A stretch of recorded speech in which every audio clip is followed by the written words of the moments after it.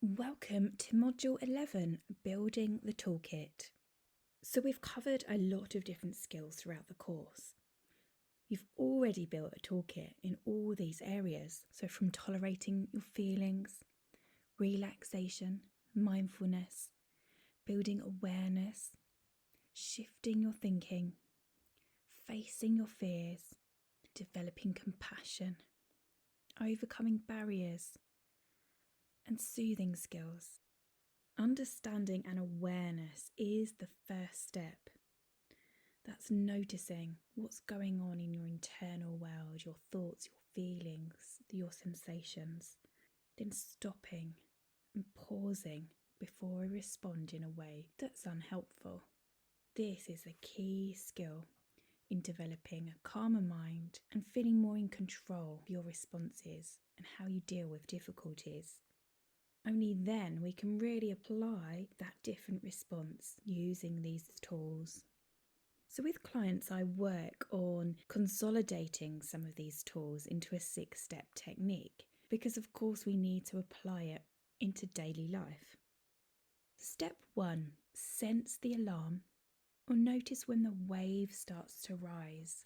So that's noticing when we've been triggered in some way. So whether it's a situation, a thought, a feeling, when that's been triggered, it's noticing that our threat system has been activated. You notice that alarm, that build up of energy and adrenaline, and that need to take action. Just like a wave starting to rise, we want to notice it, not at the peak, but when it starts to rise up. Step 2. This is the moment to pause. Rather than react instinctively and automatically, pause and actually recognise, as we've learnt, that some of these thoughts and feelings and experiences that we're feeling inside may not be accurate. It might be based on our old beliefs of self-criticism and judgment and comparison. It may be driven and dominated by your threat system. Step 3, slow down. Use your breathing and grounding tools to slow that process down. When we're feeling a threat, it's all about, as we've learned, quick responses. Now we know that threat system reaction isn't always needed or helpful. So now we know that, we can feel safe to slow that process down. If we are in danger right now, then we can go with that reaction. But the majority of the time, that's not the case. So slowing down through breathing and grounding is really helpful in order to access that prefrontal cortex thinking. Step 4, what is happening now? This tool about paying mindful attention to the present helps us reevaluate and recognise how we are safe and in control now, and that we don't necessarily need to do anything differently. Step 5, talk to your fear.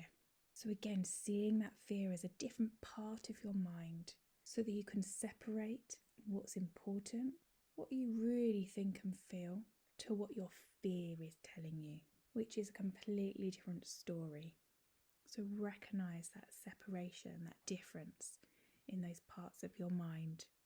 And it's about doing that in a compassionate way, understanding that those parts of your mind are there to try and help you and support you. But we don't want one dominating. And step 6, use your soothing and self-compassion skills. Sometimes we then have to deal with those uncomfortable thoughts and feelings. So if we're not reacting to them or avoiding them, then it's about tolerating them and allowing that wave to pass. We may feel a sense of discomfort. However, we can feel more confident now that we're safe to feel it and that we know that it will pass. So being compassionate with ourselves, using our soothing skills, engaging in positive activities that are important to you, connecting with others. There are many areas that you can work towards here. So those are the 6 steps to try and put into action, and you can develop them and expand on them however you wish. Now an action plan. Again, this helps us put it into practice without forgetting it. So ask yourself, what can I practice daily? And how can I make it happen? Who can I connect to for support? And what further learning would help? So download the action plan worksheet to help you with this. So now this module is completed, next we're going to be talking about going beyond the course to make sure that the learning and knowledge and skills you're developing now continue.